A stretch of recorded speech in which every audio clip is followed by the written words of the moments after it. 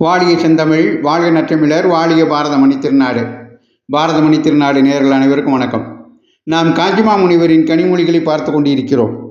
அந்த வரிசையிலே இன்று 73வது பகுதியாக துவைத பூச்சியை வெளியே எடுத்து போடுவோம் என்ற தலைப்பிலே காஞ்சிமா முனிவர் நாம் வேறு பரமாத்மா வேறு என்கின்ற இரண்டுபட்ட நிலையை எடுத்தால்தான், அதை நீக்கினால்தான், நாம் என்று உணர்ந்தால்தான் மறுபிறவி இல்லாத சித்தியை அடைய முடியும் என்பதை அவருக்கே உரிய பாணியில் விளக்குகிறார். அதை அவருடைய வார்த்தைகளிலேயே பார்ப்போம். கூரையில் எத்தனை தரம் உடைத்தாலும் 10 நாட்களுக்கு ஒரு தரம் கரையான் புற்று தோன்றிக் கொண்டேதான் இருக்கும்.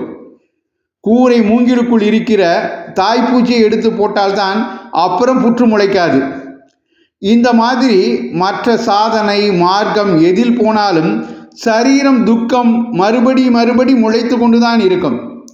இதற்கெல்லாம் ஆதி காரணமான தாய்ப்பூச்சியான துவைத பூச்சியை நான் வேறு பரமாத்மா வேறு என்ற எண்ணத்தை எடுத்து போட்டால்தான் நமக்கு வேறான இன்னொன்றால் ஏற்படும் காமமும் குரோதமும் இதுகளை அனுபவிப்பதற்கான மறுபடி உடம்பு எடுப்பதும் தீர்ந்து போகும்.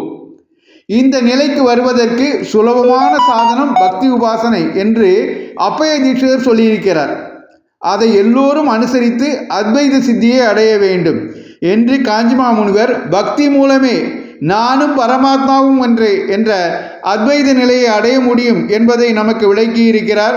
அவர் காட்டிய வழியில் தொடர்ந்து இறைவனை பக்தி செய்து நாமே பரமாத்மா, தத்துவமசி நீயே அக்தாம், பூமியிலே நீ கடவுள் இல்லை என்று புகழ்வதினின் மனத்துள்ளே புகுந்தமாகி சாமி நீ அம்மாயை தன்னை நீக்கி சதாகாலம் சிவாகம் என்று சாதிப்பாயே என்று பாரதி சொன்ன நன்னிலையை அடைவோம்.